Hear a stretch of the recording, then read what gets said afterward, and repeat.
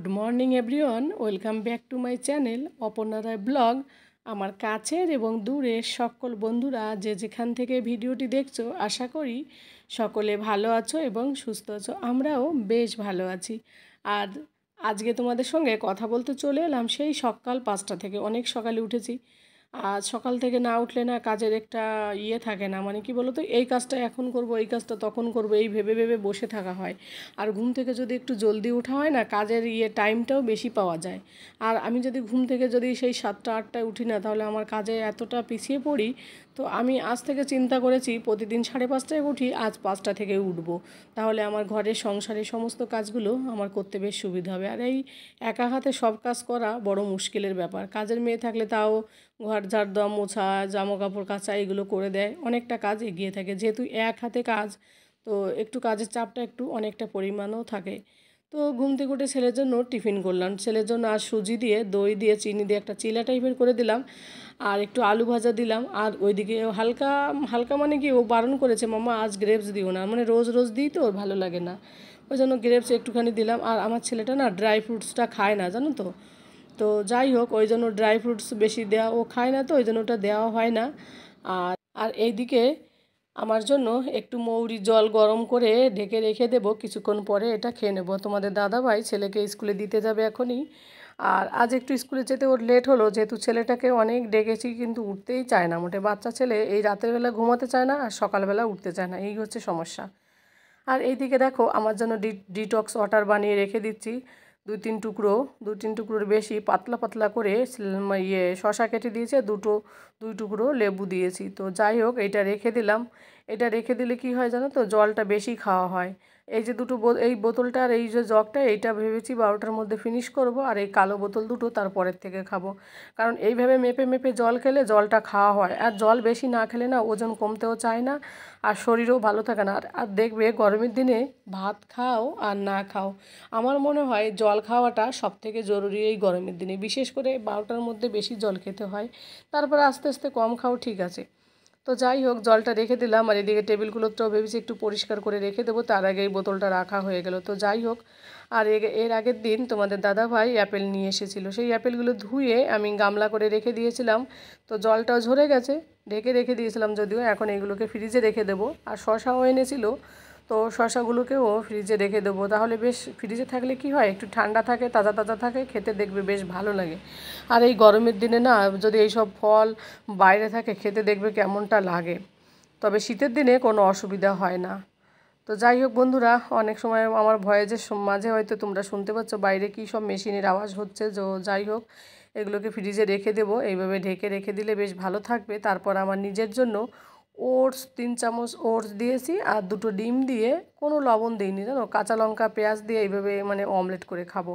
তো আপাতত এইটা করে রেখে দিচ্ছি যাতে ওটসটা একটু নরম হয়। তো এইভাবে ভালো করে মিক্স করে ঢেকে রেখে দেবো। আর ওটস অমলেট কিন্তু খুবই ভালো, হেলদি ফুড। ওটস তো এমনিতে খারাপ না, না হয়ে সবাই খেতে পারে, ওজন কমানোর জন্য শুধু না, সবার জন্যই কিন্তু চলে। তো যাই হোক, দেখো অনেকক্ষণ পরে হয়ে গেছে। আর এদিকে কাঁচা লঙ্কা কেটে দিয়েছি, কাঁচা পেঁয়াজ কেটে দিয়েছি। আর এর ফাঁকে তোমাদের দাদাভাইয়ের জন্য রুটিও করে দিয়েছি, করে রেখে দিয়েছি, যদিও করে দিয়েছি, কেউ এখনও খায়নি। তো আর এইদিকে দেখো আমার জন্য ওটসটা এটাও বানিয়ে রেখে একটু হালকা ঢেকে রেখে দেবো, তাহলে খেতে বেশ ভালো লাগবে। আর গরমের দিনে আমি গরম খেতে যদিও ভালোবাসি, তবে গরমের দিনে গরম খেতে অতটা বেশি ভালোবাসি না। তো তার জন্য গরম গরম খাবার খেতে পছন্দ হলেও কোনো কোনো সময় ভালো লাগে না। আর এই সকালবেলা এত বিদঘুটে গরম পড়েছে, কি বলবো, একদম দম বন্ধ হয়ে যাচ্ছে, যা খুশি তাই, জানো তো। আর এদিকে জানলা কপাট থাকলে যদি বাইরের হাওয়া আসতো তাও একটু প্রবলেম হতো না, কিন্তু এদিকে সেই পরিস্থিতিও নেই। তো যাই হোক, আমি ওটস অমলেটটাকে পিৎজা আকারে কেটে রেখে দিচ্ছি, বেশ ভালো লাগে, এক এক টুকরো করে ধরে ধরে খেয়ে নেব। তো এইভাবে ঢেকে রেখে দিলাম, মানে রেখে দেবো, তাহলে সুবিধা হবে। তারপরে দেখো এদিকে টেবিলটাকে একটু গুছিয়ে নিব, কারণ টেবিলের কোলতটা এর আগের দিন সন্ধ্যাবেলা একটু কম পরিষ্কার করা হয়েছে। রাত্রেবেলা ছেলেটা এতটা দুষ্টুমি করেছে, সব এলোমেলো হয়ে গেছে। তো ওই জন্য জলের বোতলগুলো আবার নামিয়ে রেখে এখন আবার টেবিলটাকে, মানে কোলতটাকে ঝেড়ে পুছে পরিষ্কার করে আবার বিছিয়ে দেবো। আর টেবিলগুলো যতগুলোই নিয়ে আসি না কেন, বেশি দিন থাকে না, জানো তো, নষ্ট হয়ে যায়। তাই ভাবছি, আমার কাছে এখনও নতুন দুটো টেবিলগুলো তো আছে, কিন্তু সেগুলো একটু সাদা টাইপের, তো সাদা টাইপেরটা বিছাতে ভয় পাই, বাচ্চাটা ছোটো তো, অনেক নোংরা করে দেয়। এই কারণে খাওয়ার সময় এটা ওটা করে। তারপরেও খাওয়া ছাড়াও টিভি দেখার সময়ও টেবিলের কাছে দেখা গেলো একটা বিস্কিট নিয়ে এসে বসে এই সেই করলো, ওই কারণে ওইটা আর বিছানো হয় না। তো যাই হোক, এইভাবে কথা বলতে বলতে দেখো টেবিল ক্লথটা বিছানো হয়ে গেল। এখন ভেবেছি বেডরুমের সাইডে যে বড় রুমটা, ওই রুমের নিচে ঠাকুর ঘরে রেখেছি, তো উপরে ঠাকুর ঘরের নিচে যে র্যাকটা আছে ওইটা একটু হাজব্যান্ড আর আমি দুজনে মিলে একটু গুছিয়ে নেব। কারণ ওখানে অনেক মানে কি বলো তো, এতদিন ধরে অ্যানিভার্সারি, বার্থডে আমার এইসব গিফটে জমা হয়ে রয়েছে, ছেলের জন্মদিনের সব গিফটগুলো রয়েছে। তো অনেক সময় ওইগুলো না ধরলে না আরশোলায় কেটে দেয়। তো ওই কারণে ওকে বললাম তুমি আমাকে একটু হেল্প করো, কারণ আমার পা ভাঁজ করে বসতে খুব অসুবিধা হয় হাঁটু ব্যথায়। তো ওই কারণে দুজনে মিলে ওইটা একটু পরিষ্কার করে নেব, তারপরে ঘর বাড়ি ঝাড় দিয়ে মুছে নেব, তারপর তোমাদের সঙ্গে হয়তো কথা বলতে পারবো সেইভাবে। তো যাই হোক, তো একটা একটা করে দেখো আমি সবগুলো টেবিলে বিছিয়ে রেখে দিচ্ছি, মানে গুছিয়ে রেখে দিচ্ছি। আর গুছানো থাকলে বেশ ভালো লাগে, ঘর বাড়ি পরিষ্কার পরিচ্ছন্নতা থাকলে বেশ ভালো লাগে। তবে একা হাতে সংসার তো, সবটা করতে অনেক সময় টাইমও পাই না। তারপরে আবার এই ইউটিউব নিয়ে একটা কাজ থাকে। তো যাই হোক, আর এইদিকে দেখো হাজব্যান্ডকে নিয়ে লেগে পড়েছি এই কাজে। নিচের দিকটা কেমন এলোমেলো করা রয়েছে। তাছাড়া ছেলের যে ক্লাসের পুরনো ক্লাসের বুকগুলো, সেইগুলো একটু ভিতরে দেখো সাজিয়ে গুছিয়ে রেখেছি, এখন কত সুন্দর লাগছে। আর একটু আগে কেমন লাগলো, তো সেইটা সবটা তোমাদের সঙ্গে দেখালাম না। আমরা দুজনে মিলে অনেকটা কাজ করলাম আজ সকালবেলা। আর কিছু কিছু গিফট দেখলাম, মানে অন্য লোককে দেওয়ার জন্য রেখে দিয়েছি, কারণ এতগুলো তো আমি ইউজ করতে পারবো না না। কিন্তু সেইগুলো না, সেই মানে বাটির বক্সগুলো কেটে দিয়েছে ইঁদুরে, আরশোলায় কেটে দিয়েছে, ইঁদুর তো না আরশোলা। তো ওইগুলো ওর পাপ্পা বলছে এখন আর কাকে দেবে, সব তো কেটে ফেলেছে ইঁদুরে। কেটে ফেলেছে, বাটি কাটেনি, কিন্তু ওই বক্সগুলোকে কেটে দিয়েছে। এবার কাচের বাটিগুলো লোককে দেবো কী করে, তাই না? তো ওই জন্য বাটিগুলো বের করে রেখে দিয়েছি।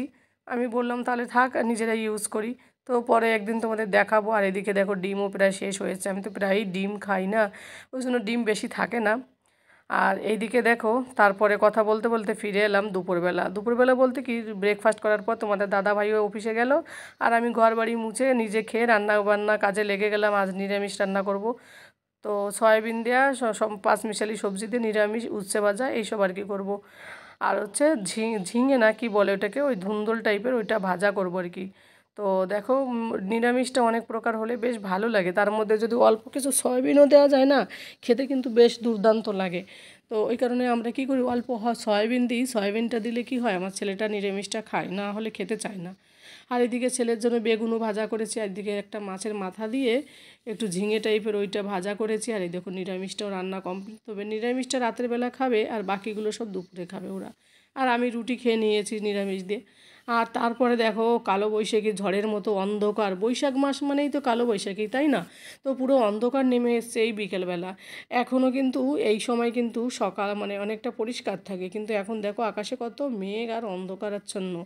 তো তাই ভাবলাম তোমাদের সঙ্গে শেয়ার করি। তবে হ্যাঁ, আমাদের সমস্ত ইউটিউব বন্ধুদের সবার ভিডিওতে দেখি বাংলায় আমাদের প্রচুর মেঘ, ঝড়, বৃষ্টি। তো এখানেও বৃষ্টি হচ্ছে, মেঘ হচ্ছে, আর হাওয়াটা হচ্ছে রাতের বেলা, ওই জন্য অতটা বুঝতে পারছি না। সকালবেলা দেখি বৃষ্টি, এরকম সন্ধ্যাবেলা মেঘলা মেঘলা। আর এইদিকে পাখিটা এত সুন্দর করে কিচিরমিচির করে ডাকছিল, বেশ ভালো লাগছিলো জানো তো। তো যাই হোক, ছেলেটার আমি ঘুরে বেড়াচ্ছিলাম বাইরে দিয়ে একটুখানি। তো এত সুন্দর মানে মনোরম পরিবেশটা দেখতে বেশ ভালো লাগলো, তাই তোমাদের সঙ্গে একটু শেয়ার করলাম। আর গাছপালা, পুকুর সব কিছু দেখতে বেশ মেঘলা আকাশে বেশ ভালো লাগে, সব কিছু মনটাই খুশি লাগে। আর এইদিকে দেখো কৃষ্ণচূড়া গাছে ফুল ফুটেছে। তো ফুলটা সেইভাবে দেখা যাচ্ছে না, অন্ধকার যেহেতু হয়ে যাচ্ছে। তো অল্প অল্প করে ফুটেছে, এখনও সেইভাবে ফোটেনি, বেশ ভালো লাগছে। তো আমার ছেলেটা বলছে মাম্মা আমাদের একটা কৃষ্ণচূড়া ফুল গাছ লাগাও না। আমি বললাম বাবু কোথায় লাগাবো বল, বেলকনিটা যদি সেরকম মানে সানলাইট থাকতো তাও কিছু একটা করা যায়। আর এত বড় ফুল গাছ লাগানো কি সম্ভব, কিন্তু কে বলবে ওকে। তারপর কিছুক্ষণ বায়না করছে মাম্মা আমাকে একটা ফুল এনে দাও। তা আমি বললাম দূর পাগল, এখন আর ওইদিকে কে যাবে। অ্যাকচুয়ালি কী বলো তো, কৃষ্ণচূড়া ফুল গাছটা হচ্ছে রোডের পাশে। তো এখন আর ইচ্ছা করছে না ওইদিকে যাওয়ার, আর অনেক উঁচুতে রয়েছে তাছাড়া। আর এইদিকে দেখো ছেলেটা কত অ্যাক্টিং করছে। তো যাই হোক, লোকজনও আজ জনশূন্য, যেহেতু মেঘলা মেঘলা এসে গেছে। তো আমি একটু লাইট বাড়িয়ে দিয়েছি, নাহলে কিছুই বোঝা যাচ্ছিলো না জানো তো। আর রাস্তাঘাটে আজকে সোসাইটিরও সেরকম লোকজন সেরকম বেরোয়নি, ওই কারণে আমি আর ছেলে দুজনে মিলেই ঘুরে বেড়াচ্ছিলাম, আমি আর বাবু। তো এই রাস্তা দিয়েই বেশি ঘোরা হয় বাবুর আর আমার, আর পাশেই তো যেহেতু আমাদের ঘরটা। আর ওই দিকটায় যেতে ইচ্ছা করে না, কারণ সোসাইটির দুই দিকে এতটা বাড়ি না, পুরো মানে কি বলবো, রোডটাই গরম লাগে। আর বাবু একটু মজা করছিলো দেখো ক্যামেরার সামনে, তাই একটু ক্যামেরা বন্দি করলাম। তো যাই হোক বন্ধুরা, এই পর্যায়ে যারা আমার সাথে আছো তাদেরকে অনেক অনেক ধন্যবাদ। নতুন পুরাতন সকল বন্ধুরা পাশে থাকার জন্য। আর নতুন বন্ধুরা যদি প্রথমবার ভিডিওটা ভিজিট করো, আমার এই ভিডিওটার কোথাও কোনো অংশ তোমাদের ভালো লাগে, তাহলে আমার এই ছোট্ট চ্যানেলটিকে সাবস্ক্রাইব করে দিয়ে আমার পাশে থেকে যেও। আর পাশে থাকা বেল আইকনটি প্রেস করে দিও, তাহলে প্রতিদিন আমি যে ভিডিওগুলো দেবো সেগুলো সবার আগে তোমাদের কাছে পৌঁছে যাবে। আর এইদিকে দেখো রাতের বেলা এই বৃষ্টি বৃষ্টি মেঘলা মেঘলা চিকেন পকোড়া করছি। আমার ছেলে আর তোমাদের দাদাভাই খাবে, আর আমার জন্য তেল ছাড়া মানে চিকেন পকোড়া খাবো, পকোড়ার মতোই বানাবো, তো সেগুলো তোমাদের সঙ্গে দেখাবো লাস্টে। তো ওগুলো খেলে ওয়েটও কমে, আর এগুলো চিকেনের শক্ত ভাগ, তো এগুলো প্রোটিন থাকে, হাই প্রোটিন, তো তার জন্য এটা করলাম। তো ওদের জন্য করে দিয়েছি, ওখান থেকে মাত্র একটা খেয়েছি তেলের, আর বাকিগুলো ছিল, বাকি যেগুলো তেল ছাড়া করেছি ওইগুলো আমি খেয়েছি। তো যাই হোক বন্ধুরা, ভিডিওটা আজকে আর বড় করব না। যে যেখান থেকে ভিডিওটি দেখছো সকলে ভালো থাকো, সুস্থ থাকো, সাবধানে থাকো, আর সেফ থাকো। আর এই চিকেনের এই যে টিক্কিটা এই যে আমি লাস্টে করেছি, এটা খেতে কিন্তু দুর্দান্ত। তো যাই হোক, আজ এই পর্যন্ত, টাটা, গুড নাইট, বাই।